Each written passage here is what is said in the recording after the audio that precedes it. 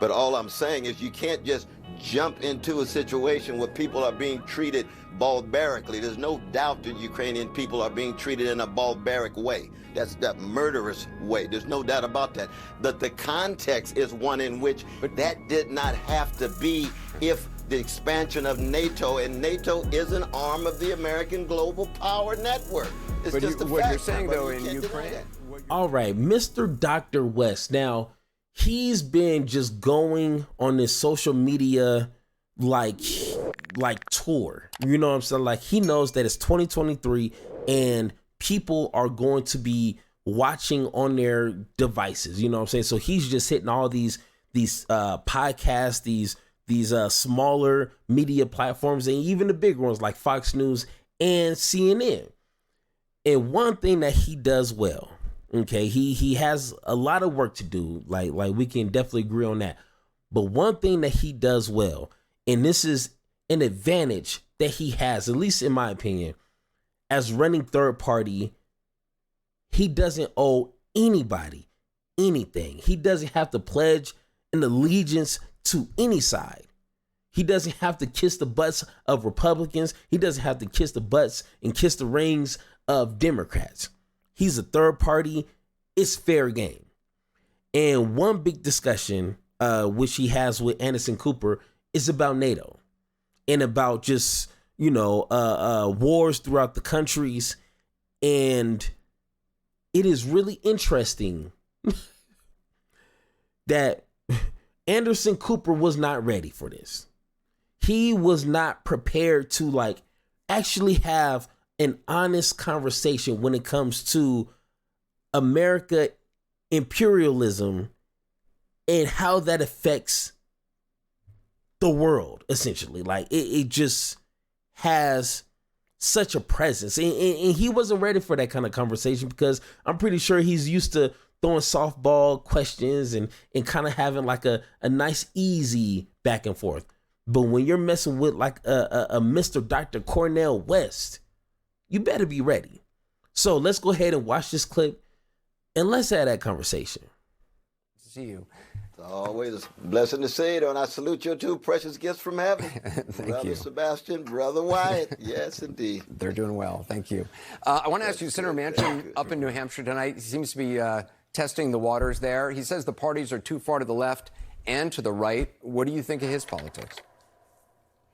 Well, I just read the pamphlet Common Sense, and my God, they had the audacity to rename that after the great Thomas Paine's revolutionary pamphlet of January 10th, 1976, that was critical of all forms of hierarchy in the name of the dignity of those sly stone called everyday people. I don't think that the No Labels Party, with their hundreds of $million flowing already, are fundamentally focused on what I'm concerned about, which is the plight of poor and working people trying to come to terms with the cop cities. Why do the critiques of the cop cities trying to come to terms with striking workers, be they in Hollywood, be they in Amazon, be they at UPS, coming to terms with the eco side, with the fossil fuel companies, steel, corporate greed running out of control. We're at a moment now, my brother, where if we don't come to terms with this massive callousness and indifference to the plight of poor and working people, we're going to lose everything. Planet, democracy, qualitative relations with each other. That's how life and death, like our situation is, my brother. Very much so. You know the concern, certainly. I mean, you've been asked this question a million times from a lot of Democrats and Republicans against Trump that a third-party candidate like yourself could siphon votes away from President Biden. David Axelrod recently tweeted saying in 2016, the Green Party played an outside role in the tipping the election to Donald Trump. Now with Cornel West as their likely nominee, they could easily do it again. Risky business. Now, I know you said you don't believe Jill Stein made that big a difference in the vote count in 2016. In Michigan, Pennsylvania, Wisconsin, her votes did exceed Trump's margin over Clinton. So how do you answer that critique that you will be siphoning votes away and potentially leading to a Trump victory? Well, part of it is that nearly 40% of our precious citizens every 2 and 4 years decide not to vote at all. And we know that the so-called spoilers, which is a category you can imagine I don't accept at all, over 2/3 of those who vote, it could be a Gary Johnson, a Sister Jill Stein, Brother Ralph Nader, whoever, people say they would never vote for the two parties. And I can understand those two parties become too corrupt. Their politicians are too conformist. Too many of the politicians themselves are just cowardly, will just say anything. What about truth? What about justice? Truth and justice is bigger than all of us, bigger than every party, every race, every person. If you're concerned about truth and justice, then you can't be cowardly, complacent, or conformist, and especially if you look at the world through the lens of those who are incarcerated, those who are in ghettos and hoods and barrios. Brother David Axelrod, he looks at the world through the lens of the establishment. Well, of course, from the lens of the establishment, he's concerned about reproducing the establishment. My God, my God. There's no doubt about that. In the 1850s, both parties supported slavery. But I think he's probably with more the Labor Party. I think he seems more, though. I mean, you know David Axelrod. He seems more interested in preventing former President Trump from getting reelected, more than, I'd say, recreating the establishment. Yes. No? Well, no, I'm talking about the Democratic Party establishment, though, brother. Oh, okay. You see, the Axelrod is, you see what I mean? You would agree with, he's very much part of the Democratic Party establishment. Well, his interest. Anyway, I don't Come want to speak on, for man. him. But you criticized you criticized President Biden, saying recently that he contributed, in your words, I'm quoting, contributed to a crime against humanity when he became the architect of the mass incarceration regime in the 1990s. You're referring to the 1994 Violent Crime Control and Law Enforcement Act that then Senator Biden sponsored. You also said it's, quote, very clear that his cognitive powers are in decline. You have had a remarkable career. You've championed those whose voices have been silenced all your life. We've had you on the program a ton of times talking about that. You've never run a large bureaucracy or had any major governmental leadership role. Isn't that important to actually governing as president? Oh, absolutely. Now, it's weird because this is pretty much the same question the one lady, and her name, I forget at the moment, but on the Breakfast Club, she asked Vivek the same question, like, what have you done before to feel that you're ready to be president of millions of people? But for some reason, like, people couldn't understand why she would ask that. It's the same question Anderson Cooper is asking West. Like, come on, it's a legitimate question, and let's hear what the brother has to say. Absolutely. I'd have to bring in people who are experienced, but the important thing is your vision and the lens through which you view the world. Policy is something that can be worked out in light of vision. If your vision is one of militarism abroad, then you're going to be preoccupied with wars and militaristic adventures. We've known Biden's got a long history. I don't think he's actually seen a war that he hadn't supported.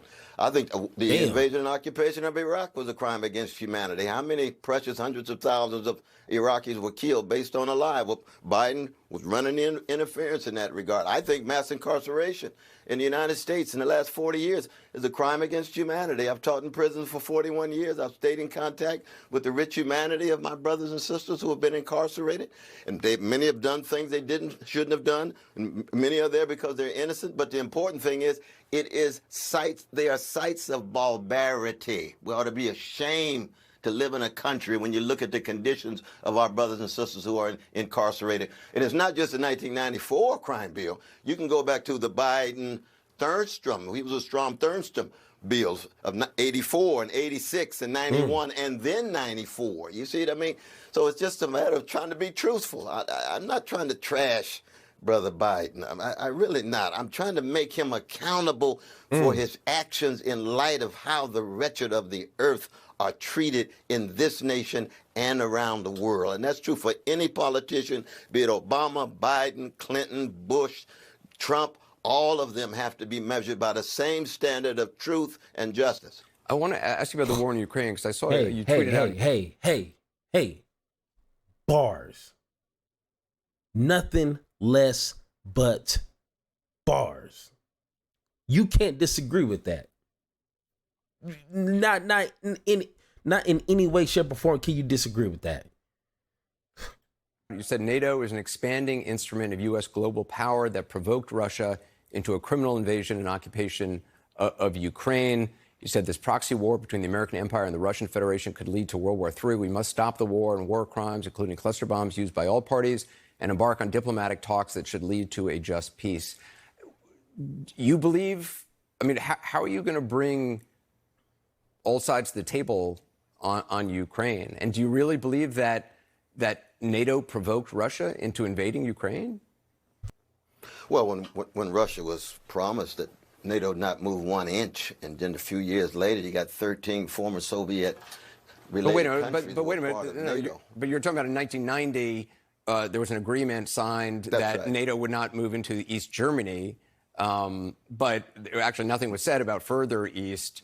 And it was at the very least it was ambiguous. You can. There's an argument to be made. It was formal and informal talks, but I mean, you know the great George Kennan, who's probably one of the finest minds of the establishment when it comes to foreign affairs. He said he doesn't understand why NATO needs to exist any longer because it's defensive. Well, the collapse of the Soviet Empire meant, in fact, you no longer even needed NATO. Europe could come up with its own security, but it certainly, NATO but it doesn't seem like that because the people as an arm of the American empire. That's you don't that's the challenge. You don't believe, though, that the people of Ukraine right now need NATO to defend against Russian aggression? Well, the people of Ukraine right now who are suffering, and I'm in deep solidarity with their suffering, they are being caught between this proxy war between the American empire and the Russian Federation. Now, but that's not really true. But Dr. West, I mean, it wasn't early on. I mean, you're far more educated than I am, but early on, it was Poland, Czechoslovakia, and Hungary who wanted to join NATO. Warsaw Pact countries, suddenly free, did not want to be under the yoke of the former Soviet Union any longer, and they are the ones who applied to join NATO. It wasn't the U.S. pushing these countries in an expansion play. It was these countries suddenly free, the people in those countries saying, we want to be in the EU. NATO is the fastest way. It's a kind of a stepping stone in the EU. We want that. We want to turn to the West. No, would you have denied Hungary, Czechoslovakia, the choice? Well, I mean, one, I would have followed George Kennan. I would have abolished NATO right after the collapse of the Soviet Empire, and I would have tried to welcome Russia into the nation, the community of nations, rather than trying to push them against the wall. We know that their system of repression and domination is one in which they're going to feel as if their backs are against the wall. And I think you would probably agree that if Russia or China had missiles in Canada or Mexico targeting Washington, D.C., U.S. government would blow them to smithereens. That's how empires behave. You've read the history. I know the history. We're critical of imperial activity, no matter who it is, American, Russian, and what have you. But America's the most powerful empire in the world, in the history of the world, my brother. And it seems to me if we can't dismantle that empire in order to empower poor and working people here and abroad, we're going to lose our democracy. It's almost like Rome, it was Cato the Younger and Cicero against Julius Caesar. Right, but there's what happens when your empire begins to take over your democratic possibilities? I just spoke to the foreign minister of Ukraine. We're going to have that interview later on. I think if you said to him, you're standing with the people of Ukraine in solidarity, and you're saying that they are just victims in this proxy war, he would say, you're out of your mind. I mean, they are thankful. They are thankful for NATO. They are thankful for the U.S. You can call it the American empire, but I mean, they are thankful for all these countries rallying to their side. I mean, I've been there. You've probably been there as well. I mean, it's a horrible. It's an invasion. I mean, of killing civilians in cities. Oh, no, it is a criminal invasion. I'm not denying it's a criminal invasion. But what I'm saying is you go back to the men's talks, you go back to March, 1 month after the war began, my brother. I'm calling for ceasefire. I don't want to see the suffering. You can call for ceasefire. Vladimir Putin isn't really listening to what you say or I say or anybody says. I mean, he's doing what he wants to do, just like he slaughtered. I mean, you saw what he did to Grozny. You saw what he did to Grozny in the 90s. I mean, he flattened that city. Civilians were trapped in that city. No, the world didn't come to the rescue of Grozny. He did exactly what he wanted to do. I mean, unchecked, he will slaughter people. That's a fair point. Unchecked, he will slaughter folk. Unchecked, what we did in Iraq was slaughtering people. Unchecked, what we've done in other places. Unchecked, but sir, variety Dr. of West, other empires Dr. do West, that. do you really? That's a good point. No, I understand. They're wrong. And when they're wrong, you have to pull up. You have to point it out. I respect you. I love you. But I do think it's inappropriate to compare the Russian bombing of Grozny and what we witnessed there with the war in Iraq. I mean, to say that innocents are killed. I mean, there's no doubt about it. I mean, the horrible things happen. Half a million Iraqis killed, my brother. Well, 500,000. Yeah, listen, I was there. I mean, I was there. I was there with troops. It. I certainly understand. I also saw a lot of Americans getting killed, and I saw, the horrors of Saddam Hussein. I'm just saying I don't think it's accurate to compare the pummeling of a city by Russian artillery with civilians inside, pummeling every single day with the intention of just destroying and flattening a city, with actions the U.S. took. I mean, I don't know. Look, the wars, horrible things happen in wars, and it's horrible. War, that's absolutely. But I mean, and I know any comparative analysis of levels of barbarity and cruelty is going to lend itself to this ugly algebra of blood that we don't want to get into. But all I'm saying is you can't just jump into a situation where people are being treated barbarically. There's no doubt that Ukrainian people are being treated in a barbaric way. That's that murderous way. There's no doubt about that. But the context is one in which that did not have to be if the expansion of NATO, and NATO is an arm of the American global power network. It's just a fact. What you're saying, though, in Ukraine is that the Ukrainians, they're just going to have to compromise and give up their land because they're just in the wrong place. No, I'm not saying that. Well, you've said there have to be hard compromises on all sides. You said there have to be hard compromises. You've said there have to be compromises on all sides, and compromise for Ukraine means Crimea. It means whole parts of their east. Is that fair? Well, I mean, I don't know. I want a just peace for my Ukrainian brothers and sisters, and I don't want World War III. I don't want World War III. The way that we're moving now, we got 3,000 advisors. Well, we heard that in Vietnam. We're on the way to possible nuclear exchange.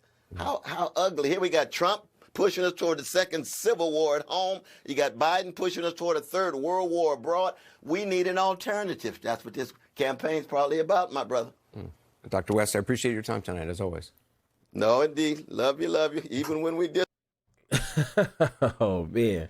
All right, man, that was a lot to take in. And when it comes to the whole NATO, Ukraine, Russia situation, it is a difficult decision for whoever is going to be, if the Ukraine-Russia war seems to continue into next year, whoever is going to take on the presidential seat is going to have to make some tough decisions. And I understand the point of NATO. I understand why it was created.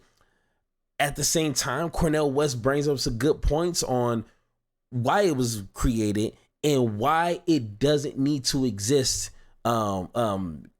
decades ago, and why Russia felt like they needed to have their backs against the wall because of the expansion of NATO. It all makes sense. It's all ugly, and honestly, I'm glad that I'm not the one that has to make the decision. I mean, if I did, we made a promise to Ukraine, and America has to keep that promise. So Mr. Putin, you're out of luck. If you want some other land, you're just gonna have to go seeking for something else. But hey, get your hands off of Ukraine. We made a promise, and I'm not the one to backtrack on promises that our country has made as a whole.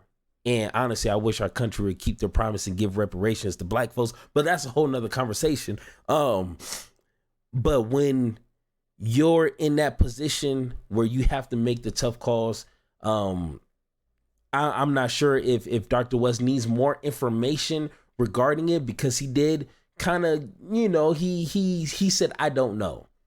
And it's like, well, if you don't know, I'm gonna need you to figure it out. Pretend as if you're president now and you only have, X, Y, and Z days to figure something out. And we would need an answer. You know what I'm saying? So that's one thing I really wish he would have came prepared with an answer. And sometimes your answer may not be what people want to hear, or, you know, you just have to just, you know, hey, we made a promise. We're going to keep it. But after this, then we're going to have to make some changes, because I do understand that we can't, with the irresponsible, greedy people that are in charge of our country, they will use their military power to take advantage of other countries and be that superpower that, you know, like Spider-Man's uncle said, with great power comes great responsibility. America is the number one superpower, but yet we, and when I say we, I'm talking about the folks at the top who's in charge. We are not responsible with that, and we can see this off of history. It's history. We're not guessing. We can just take a look back what happened not too long ago. You know what I'm saying? So, I mean, it's important why you got to step your game up when it comes to international affairs, issues, wars, conflicts, whatever the case is, because at the end of the day, that will roll back and have consequences that we have to deal with. So, I mean, it's a sucky situation to be in, but I mean, Cornel West could have done better, but once again, you know, he did put his toes in the ground and say that he would have disbanded NATO a long time ago, which maybe wouldn't have pressed Russia to do what they're doing. So I don't know. Let me know in the comments your thoughts, your feelings when it comes to NATO and Russia and Ukraine. And like always, let's have that conversation. Thank you for listening, and don't forget to join the conversation by subscribing. Make sure to tune in next time, and like always, power to you, power to me, power to the people, power to the pod.